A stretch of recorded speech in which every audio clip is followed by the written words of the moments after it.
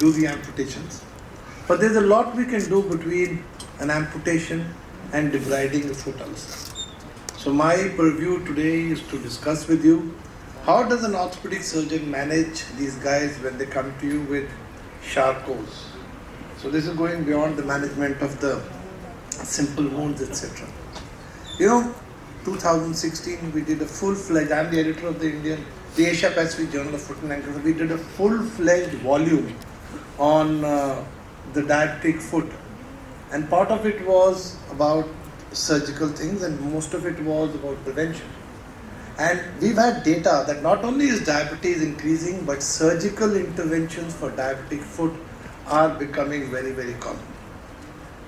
Now when a Charcot's come to you, that's actually end-stage disease. That's a lot of problems. They can come with you, Charcot's with infection, Charcot's with loss of bone, Charcot's with both valgus, dislocation and infection.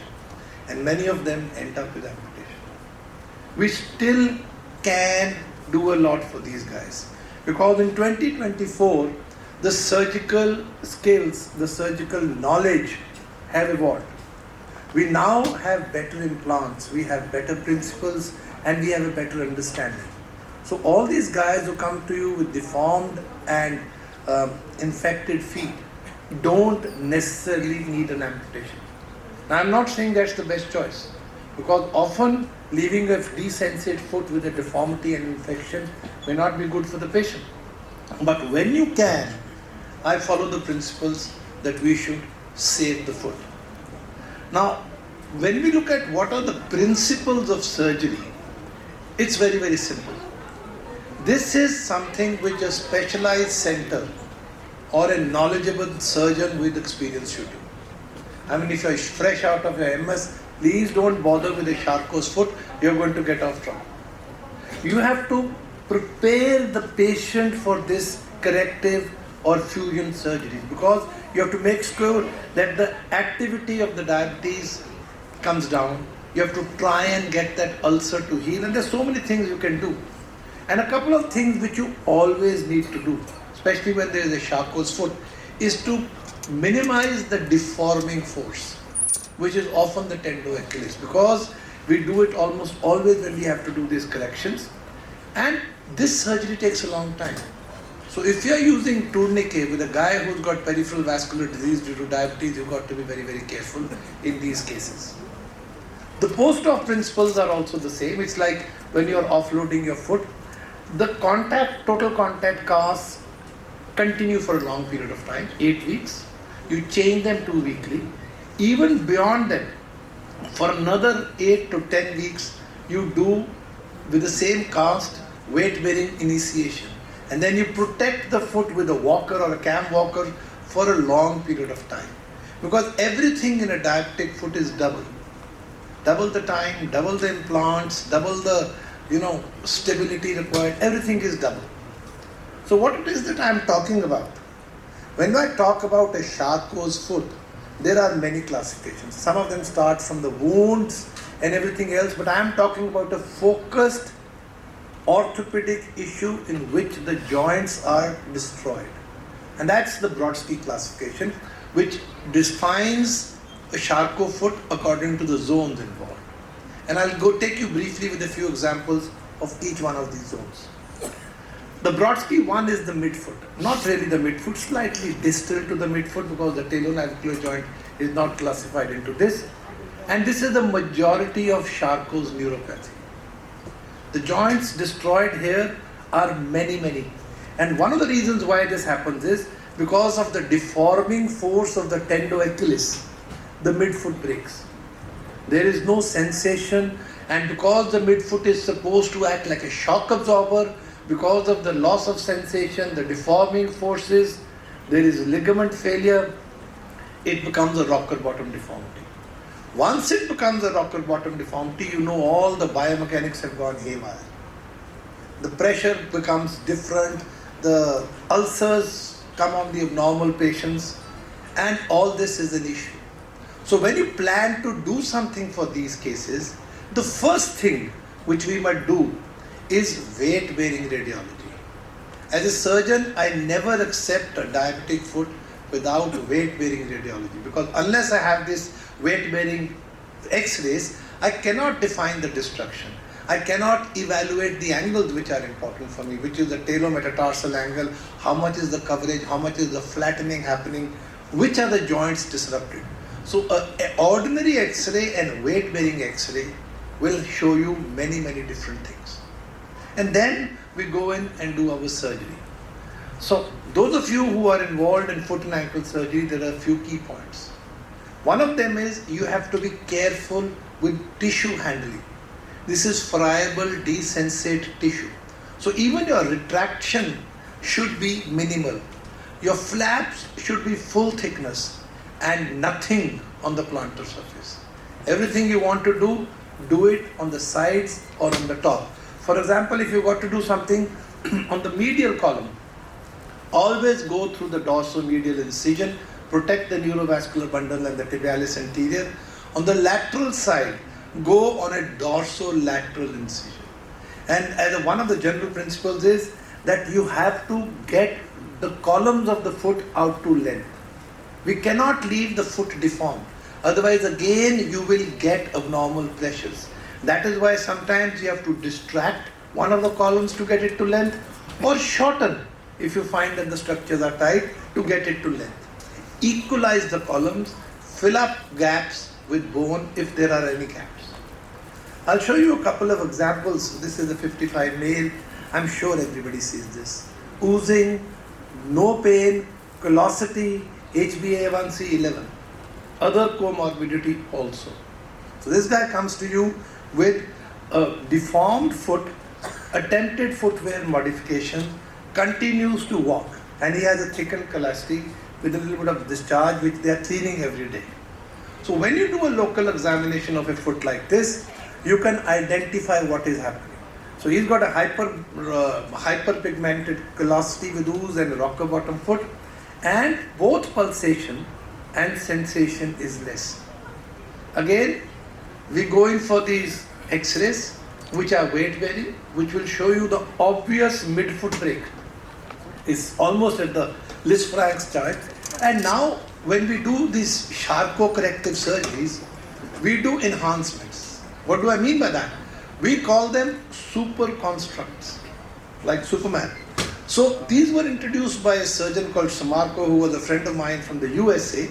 And whenever we do corrective surgery, a lot of structural reinforcement is required inside the foot.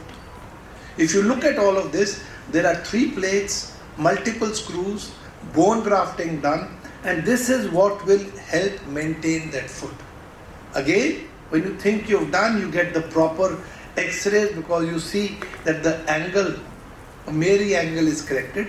And in this particular case, to stabilize the hind foot, an uninvolved joint, the subtalar joint, was fused, because that is the foundation on which the foot rests.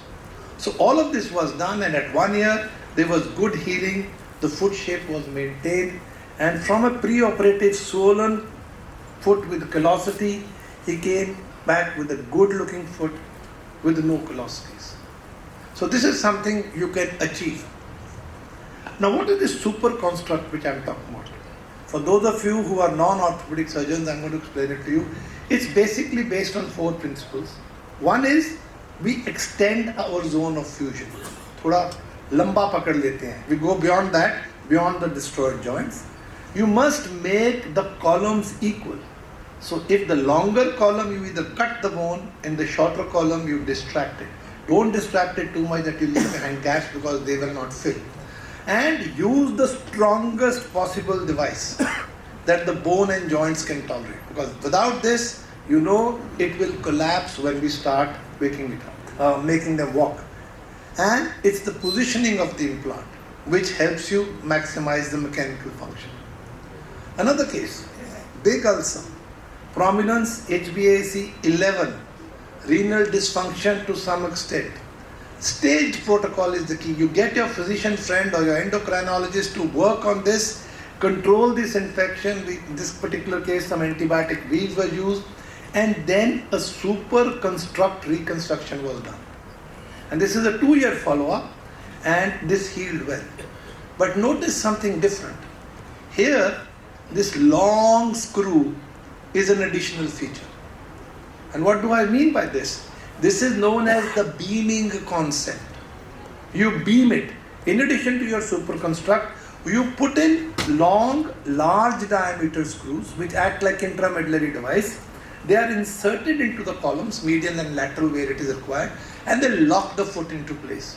So this not only provides anatomical realignment, it gives you back your transverse arch. So your foot biomechanics become almost normal. And remember, they behave like reinforcement rods. We've all got these walls. Cement is not the only thing. There are metal, steel rods in here which are holding up the ceiling. So this also acts like these reinforcement rods, and they take a lot of compressive and tensile loads. Another case, long-standing diabetes, the foot is disrupted. This is what it looks like at presentation. A combination of beaming and super construct. All of this is done, the bones consolidate well, and they get a stable plantigrade foot, and this is at 1 year follow-up. So ladies and gentlemen, from the orthopedic point of view, beaming is an excellent concept. Ideally, we should be using solid screws, but then you can't put them in the right position. So what we do is cannulated screws. So I now come to the second half of my presentation, which is shorter, don't worry. It's the Brodsky 3A. The ankle is involved in 10 to 12% of the cases. Midfoot about 70%, the ankle in about 12%, and the rest of it is distributed over here. And this also is a problem, because what happens is the talus starts to fragment. And you don't probably see this, and when they come to you, they are non-salvageable, and they go down the drain like this. You see them 3 months prior, and then you see them 3 months down the line. They've been walking on it, and suddenly it's bad. Here we like to do fusions, and I gave this talk in Egypt last February, and a friend of mine, Dr. Kholif, he gave me his case, which he says, I'm showing you all the problems which can come up when you try to fuse an ankle. This guy had a fracture 1 year ago. It failed. They attempted an arthrodesis with a simple nail. This also failed. And ultimately, they did a trial by Elizar of external fixator. Again, not applying any good principles. This also failed. And this is the end result of this guy. And probably they're not going to be able to save this foot. So Charcot's ankle needs special treatment. We have now what we call as a TTC nail. That is the tibio-talar calcaneus nail. It's a solid, good, big nail. But when you do a fusion of the ankle, we must avoid the midfoot fusions. Because if you make a rigid block by doing a pan-talar fusion, you will have problems. And I'll show you this example. This diabetic with a deformity, limited to the ankle, and the midfoot seems to be okay. And when you look at the X-ray, you can see the malalignment, the destruction. The distal tibia is the one which is destroyed here. So all these problems are coming up, and the disease on an MRI is limited to the ankle. So these are the better ones for us to operate and fix on them. And we did a TTC. And this is something we started doing at PGI a few years ago, 3 years ago, that here we also do the super construct by adding these two screws, these longitudinal screws from the talus. It's not something I invented, but we are doing it like this. So we do this super construct, good healing by 5 months, and she's got good clinical function, no deformity of the hindfoot, and this is her walking independently. Remember, external support should continue for a long time. You are never very sure when they can fail. And then there are certain technique modifications which you can do. I'll script through them. You have to make it put in the right position. You have to make sure that the planes, the alignment, the rotations are correct, and make super constructs. For the surgeons here, I'm always telling you, we have only succeeded because they've been making these super constructs and augmenting it with other things like graft, nail plate combinations, and then they heal well. So perhaps this is my last case with this non-healing ulcer and a deformity, and it was treated by a prosthesis, by a TTC nail, but never gave us the confidence. So we supplement it with orthosis, and these patients do well.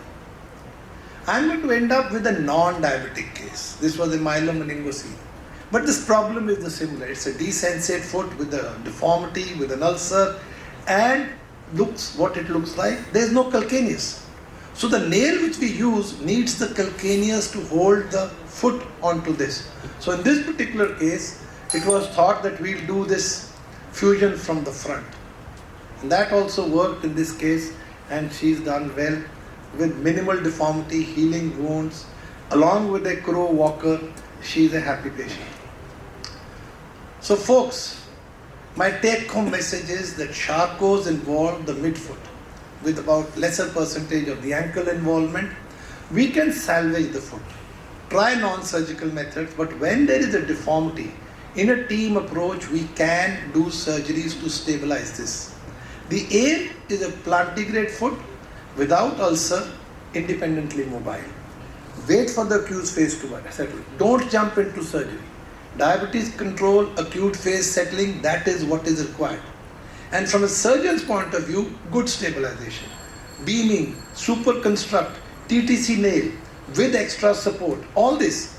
And sometimes you can use an external fixation if there's too much infection. That's an option which is available to us. And I never hesitate in putting an orthosis. My key message to everybody in the room, follow up your diabetics for a long time. Because, as Thomas Rucku says, nothing spoils a good outcome like long-term follow-up. They'll come to you late with problems. So these patients are from nearby comes, and we can make sure they see us once in 3 months. Because it's only then you can relax and say cheers. Thank you for a patient hearing. Thank you, sir. It's an amazing lecture. Please, sir, come and have a seat. निकलना पड़ेगा फिर आपको. Okay, so sir, thank you for coming, and we'll Sanjeev, just can we have one or two questions with you, and then we will disturb Chandan after that. So it was a wonderful lecture, and very less people are doing Charcot foot in Bombay. Also, we were having on diabetic foot conference. So I was asking so many people, how many people in cities per city are doing Charcot work? So there are very less people doing this work. So I want to ask one or two things. Because of Charcot foot, bones are destroyed badly. They are fragmented. So they hold these screw and plates well and do well? They not really, sir. There is osteoporosis also in addition to destruction. So you have to remove them. That is why I said you have to have your constructs longer. You go to the bone which is good and you put your plates etc. to there and offload this segment till it unites. So if you give it a time, there is a chance it heals. Why do people not do Charcot surgery? Very high failure rates. And about 10 years ago, we were not very sure of the concepts. And unless you get all 5 or 6 concepts right, still very high failure rates. So that is why it is a non-rewarding surgery. That is why people don't take it up, because your patient for 5 years, 6 years, 2 months, whatever. It's not like a hip replacement. Subah khada ho jayega. Arthroscopic meniscectomy, I make him run next day. That is a rewarding surgery. This is non-rewarding surgery, but somebody's got to do it. Even patients are not ready to get it done also, but I feel. In the US, there are some 40 to 50% who voluntarily go for an amputation, because for them it's not a stigma. Okay? Yeah. But here they don't want amputation. But then they don't want surgery and they don't want to spend the time, because it takes a year. Yeah. So it's not only about the time. You see, we have been working here from 18 years. I was talking to you and Dr. Chandan also. And especially, we deal with more than 300 diabetic foot patients a month. And so many Charcot patients used to come. And we actually could not find a surgeon who can fix that up. We didn't know that, I spoke to you because I didn't know how many people were doing Charcot, because I spoke to many people here, everybody was like, we don't know who will operate. I've spoken to all the orthopedicians in our own hospital, of course they are busy in joints. And so we need, because it's just like, sir, when our hospital was there, nobody wanted to do an orthopedic trauma for so many years, and everybody wanted to do the joints only and have a good night's sleep. And then there were the traumatic orthopedic surgeons came in. And now, I'm hearing this lecture, it's so interesting. And we got so many such patients who are suffering, because we can't fix it up. I started a foot and ankle clinic in PGI in 2011. So I have a very good team of 3 surgeons who are still there working on it. So for the cheap treatment, I'm still sending them there. Siddharth Sharma, Sandeep Patel and Dadra, they come up. And we've got all these things, all these measurements, all these things. Problem is a wait list. Yeah. But we are able to do it. Sure. So can we do it in the private sectors, all these You procedures? can, but it costs them a hell of a lot. It's the poorer segments of society. And so these are issues. I mean, we can discuss it. No, sure. So because we need to discuss that, because we need people in the, at least 4 states.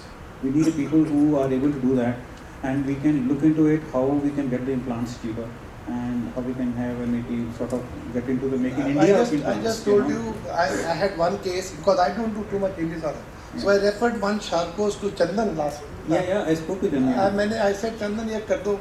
So because I thought he would be benefited by an external fixator, not an internal device, because I don't do. Mere external fixator PGI mein Siddharth karta tha. Sure. That guy comes back to us, he says, too expensive, too long, opted for an amputation. No, sure. And he's walking around. So, because does the orthopedics in 32 do the charcoals? No one does. After last 18 years, we have found someone to. I know, that's what I'm saying. They don't even do foot and ankle surgery to a large extent. So, sir, I think there is a problem in training problem, and I think there are more than 100 orthopedicians. I have taken so many lectures on orthopedic assistance of Tri-City. I think we need to look into, and we need to run a course. Yeah. On Few training. workshops also can be done. Yeah. Course and running. We can easily run in the hospitals. I mean, the annual Indian Foot and Ankle Society, which is attended by about 600 guys, is coming to Chandigarh in 1.5 years' time. We'll have a pre-congress workshop there. Yes, sir. Otherwise, we'll do a workshop. Pehle kar lenge. Sir, we should be planning something on, we will feed up the cases, and I'm sure he will be able to give some cases, and we have some cases, and we can do the live train. I don't want to train because I'm an orthopedic guy, but we'll have all the private orthopedicians, whoever is interested, to have a training course. Then we should tie up this. No, I can call you with the world's top guys. We know Kavarthu, he is one of the top diabetologists in the foot and ankle world, speaking everywhere. All उसको बुला लेंगे तो अपना friend है King's College में. So we should have at least 1 or 2 people who can train the local orthopedicians. We'll take that. Done. Thank you, sir. Thank you for calling me. Thank you, sir. Thank you. Dr. Chandan, please. So Dr. Chandan has joined as a foot and ankle surgeon in Fortis Hospital, Mohali. And,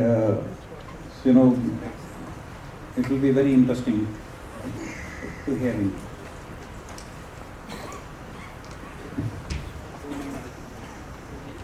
Bharat, I think just from an idea, sorry, Chandan, yes, we should involve Sir and Chandan into that thing.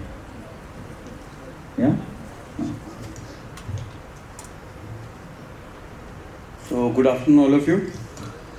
So sir have introduced me very well, and I am basically running a foot and ankle clinic, exclusive first foot and ankle clinic of Chandigarh in Fortis Hospital Mohali, and basically where I am doing is the foot and ankle reconstruction work. So I'll show you some of the cases and what are the techniques like for the purpose of the prophylactic as well as the curative surgical part. So first of all, this is a case of a percutaneous flexor tenotomy. Whenever you see a patient of the tip-toe ulcer, they have a hammer toe and the claw toe. And in these patients, like when they come to your clinic with the 18 gauge needle, we just do the simple tenotomy, and you can see the 1 week follow-up and the 3 week follow-up. These are healed. But before doing this tenotomy, there are few keys everyone should know. Like this is indicated only in the hammer toe and the claw toe, and there are some prerequisites. The joint should be flexible. If the claw toe and the hammer toe they are rigid, then the string effect will be there, and ultimately this ulcer will not heal and it will continue to be there. So the procedure is meant for the toe ulcer only, not for the metatarsal ulcer, because in case of metatarsal ulcer you need to rule out the first rocker metatarsalgia, second rocker metatarsalgia, third rocker metatarsalgia. Why the metatarsalgia is happening over there, why the corn is over there, because they are the prerequisite. You need to know about the morphology of the metatarsal, you need to know about the Mestro criteria. After that, you can take this section. Now the second procedure is minimal invasive medial band plantar fasciotomy.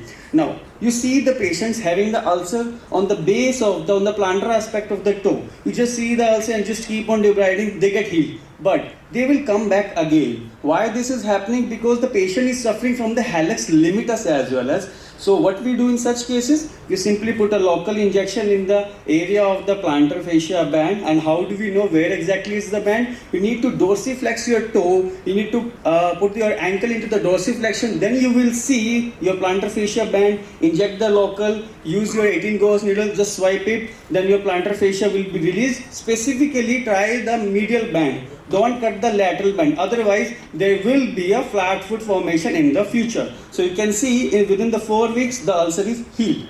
Now the key points here are, we use this technique only for the hallux interphalangeal joint ulcer where there is a hallux limitus. So, and like just imagine you have a like ankle equinus, and in those cases if you do simply this plantar fascia band release, in that cases this will this can occur again, because if you don't work on the Achilles part, you don't work on the gastrocnemius part, why the equinus is there, if you don't rule out those parts, these ulcer can happen again.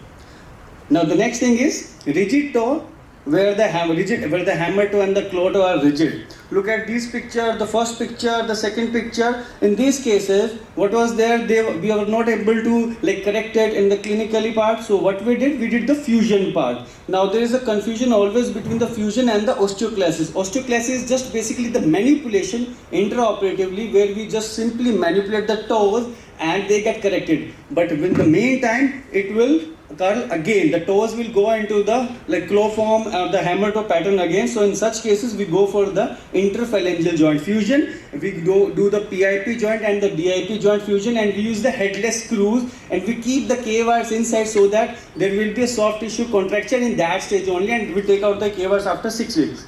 Now this is another case, interesting case. The patient was having foot drop also, the claw toe, and because of the foot drop and the claw toe, you can see there is the ulcer formation over there. So what we did? The tendon transfer, simultaneous with the metatarsal surgeries, we need to reconstruct the parabola. Otherwise, the patient was coming with the pain over the base of the second metatarsal, the cord was healed. Now it will shift to the second one, the third one, which we call as transverse metatarsalgia. And this is the final picture of the patient. We can see over here, this is the fusion part and this is the clear-cut correction. Now already Dilos talk about the Charcot. I just discuss about this single case of the Charcot. The same case, the super reconstruction, the Samarco principle. In case of a Charcot, we can see over here there is a deformed foot from the plantar aspect. There is a medial prominence, and the arch is collapsed. And this was the X-ray. So patient came to me after 6 months. So the arch was already collapsed, and we measured the Meary's angle, and we can see over here the cuboid is subluxated. So these patients are prone to the plantar ulceration. So these become the candidate for the midfoot Charcot reconstruction. So basically I did the midfoot fusion, the osteotomy, used the beaming concept and the superconstruct principle with the help of a plate. And this is the intro picture of the arch restoration, and you can see the foot is completely okay, and this is the 8-month follow-up of the patient, and this is the arch restoration. Still, I have not allowed the patient to walk because I wait almost a year for the patient to walk on the field without any air cast. Thank you.